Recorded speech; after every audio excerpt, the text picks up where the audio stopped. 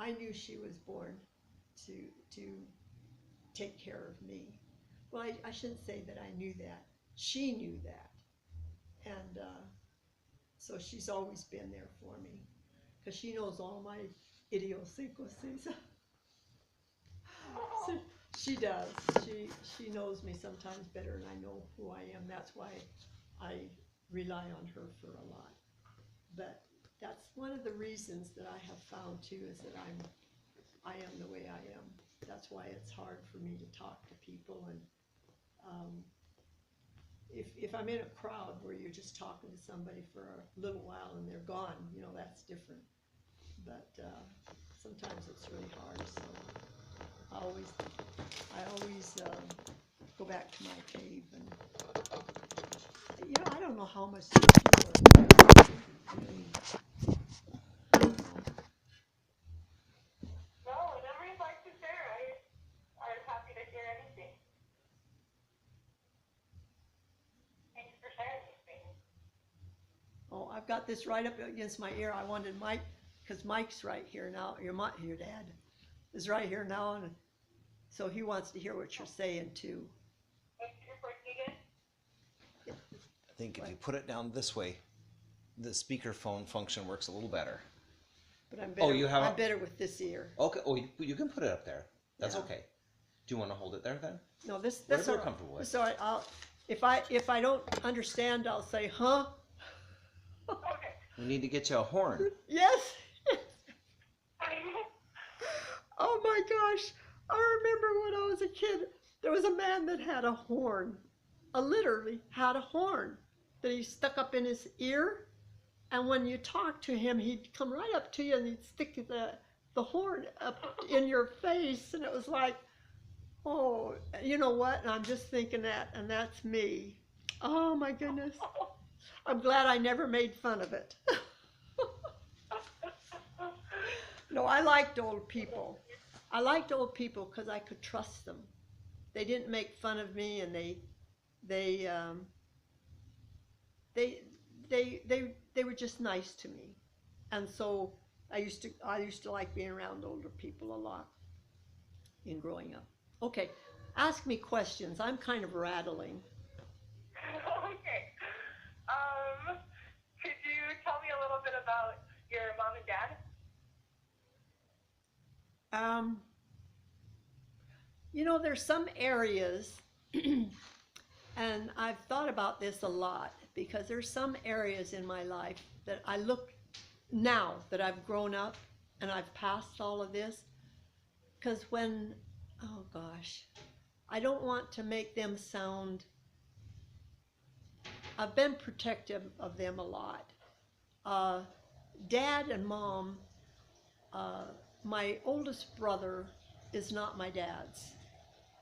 Mom had him before she met my dad, and they got married, and he took, uh, and I don't know all the whys and the wherefores of all of this, but he has dad's name, but that's why when Freddie was born, they named Freddie Fred John Klein Jr. And I always thought that was funny because Charlie should have been uh, Fred John Klein Jr. But anyway, they were uneducated people. However, saying that, my father was always neat. He had oh gosh, he had like a drawer or wherever he put his clothes. They always had to be uh, folded, and it didn't matter if they were dirty because we didn't have a way to wash clothes a lot of times in growing up. It didn't matter if they were dirty, but he had to. They were never thrown on the floor. They were never um, rumpled up.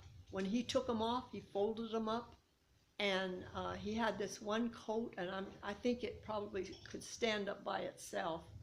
It was so worn and so dirty because did a lot of manual work, and he worked on the railroad as a section hand. But I often wondered about Dad because Dad, in that one cold night, laying on that floor, or it wasn't even a floor, it was the ground, and lightning outside, and it was really, really bad. That was the chicken coop that they had transported, made into a place to live. But Dad taught me the 23rd Psalms, and that helped me the rest of my life in knowing that there was a God, that knowing there was a God. I always thought that God was for other people, though. I didn't think God was for me.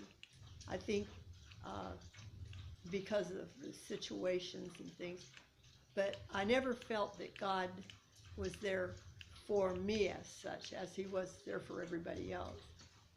But in that, about, and I learned it from him, and so I used to repeat that to me a lot, myself a lot, that gave me some comfort in growing up, that there was a power out there, and I didn't understand that power, and I didn't understand God, but he gave me the start. And he also gave me the love of music. And my dad used to sing these songs. In fact, I've got a tape right now that I'm trying to, what I want to do is I want to put it on CD so that I can have that. But he's singing these songs. He had these silly songs that he sang. And like there was, oh gosh, I just come back from China to, let's see, I am an Englishman. I cannot speak plain English, but I do the best I can. I work all day in the laundry, Chin China is my name. I take dead rats to the market, Jose, Jose. A Chinaman, a gooseman, a ha ha ha. I like a little girl, she don't like me. She pulls my hair so I can't see. She makes fun of me and calls me a bear. Say, little Chinaman, you got a lot of hair. And he had all these little songs that he sang that we used to huddle together a lot of cold nights. I remember just huddling against Dad on the floor or outside wherever we happened to be living. And he would sing these songs to us. And you know, I thought we were doing good, you know, because we had a dad that sang to us and a dad that was there. And then Dad started having some problems, and he'd take off and leave us. And that broke my heart because Dad was always clean, well, as clean as he could be under the circumstances. And I never, ever heard my father swear. He smoked a pipe, and he'd roll his own cigarettes. And I learned how to roll cigarettes by him. And but he was kind in a lot of ways. However, Charlie, my brother, and him didn't get along very well because Mom she didn't know what to do a lot of times, and so she'd always say, well, you wait till your father gets home, you wait till your father gets home. So I think she probably made a wedge between those two, because Charlie always knew that when Dad got home, the belt was there, and he was going to be, you know, and so that it was really hard. It was really hard for Charlie, I think, in a lot of ways. But Dad, there's a lot about Dad that I'm working on right now because I want to know more about him, because we never met any of his family. He used to tell me stories about his family, and that's what I've got to go by. So I'm trying to put this all together. Now, Mom, she comes from a long line of people, so she had a lot of relatives. And Mom took off and ran away from home when she was very young. And so she never learned a lot of the skills, because I've seen pictures of Grandma Maury, and they look like normal people. Compared to us, they look like normal people. And but I didn't know her. She was let's see, I was 6 months old when she passed away. And that really hurt Mom a lot. And Mom was a tough one. I can see where Bernice got her strength from, because Mom was 4'11" and as big around as she was tall. She had just had a big belly. It was just, but it was solid. It wasn't one that hung or anything. It was just she was just solid, and she worked hard. What used to hurt me a lot in growing up was seeing my mother out in the field topping onions or doing things like that in the hot sun, and she'd be heavy and she'd have to sit on the ground, and I have those pictures in my mind that I just don't like, because I wanted my mom to have, I think that's why I helped my mother so much as I could. I'd help with the dishes and do anything that that's another thing. We used to drink out of these jars, little mason jars, or cans, a lot. We did. I don't ever remember having. Mom had a nice set of dishes, but she She wanted to wait till she got home to use them in, and she never made that. But anyway, she liked nice things. Although we couldn't afford them, she'd have.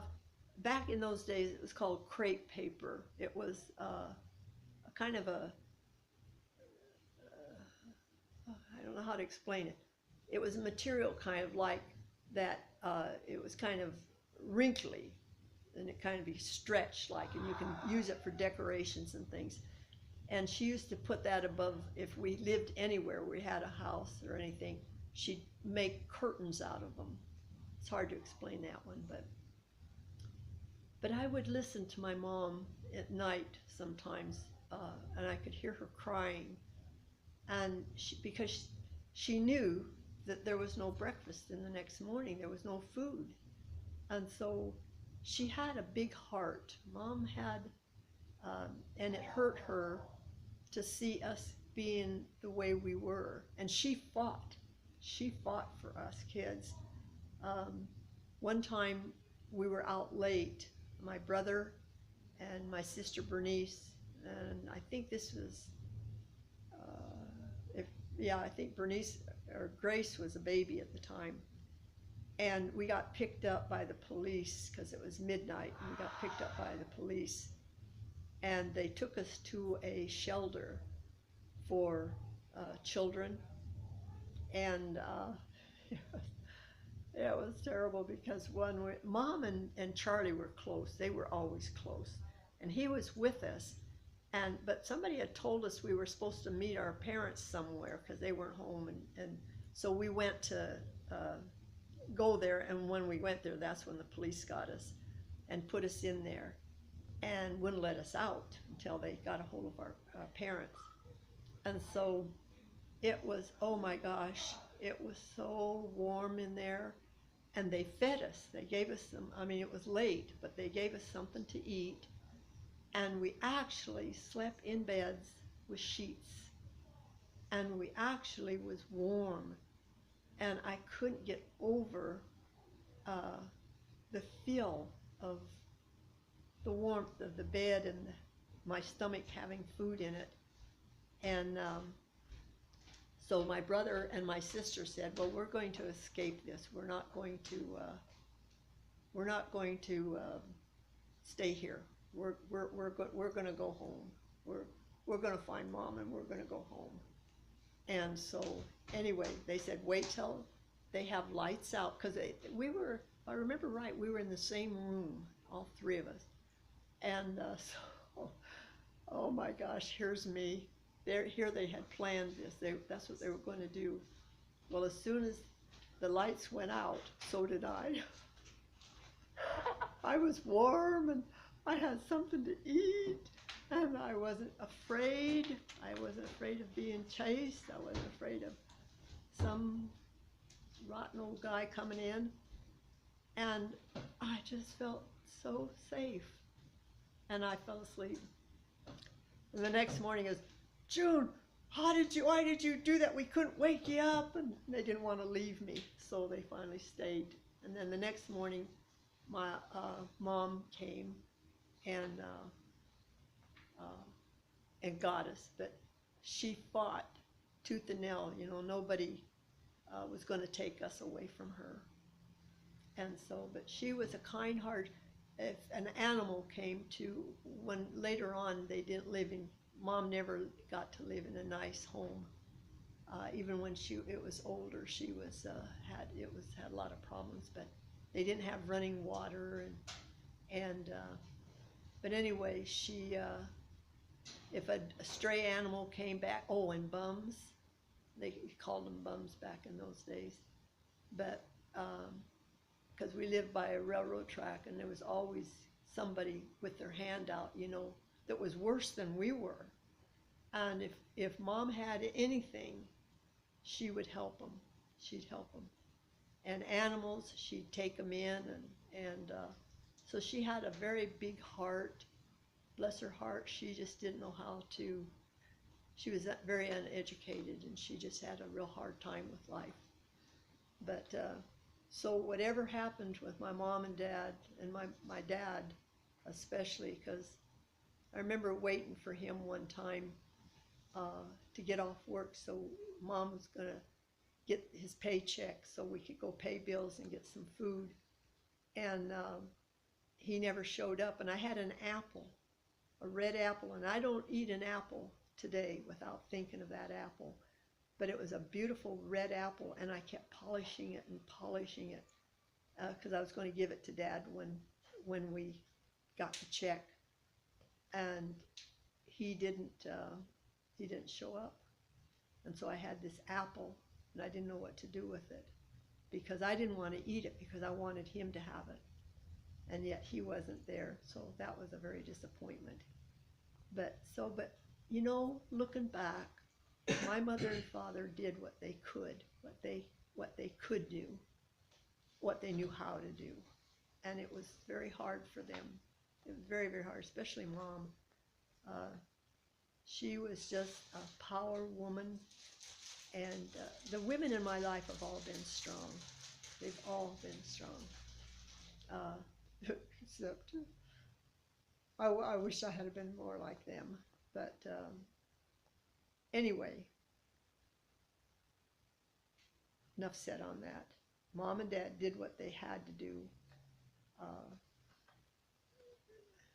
Poor Mom, the more I think about her, is that she just, you know, no, I don't really want to go some places, but she did what she thought was the best thing to do to survive. You know, you do a lot of things to survive that you wouldn't normally do, and that's what she did.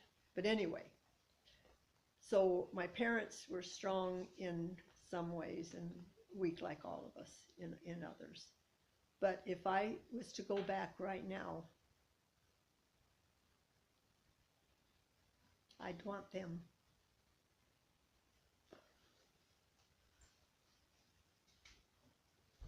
I'd want them to be my parents. Hopefully I'd be stronger and, you know, and know a little bit more, but sometimes you just miss out so much in life. And then when you go the rest of your life searching for something that's not there anymore. But anyway, that's enough of that. Can we pause so I can make another segment and keep this? You there, Jamie?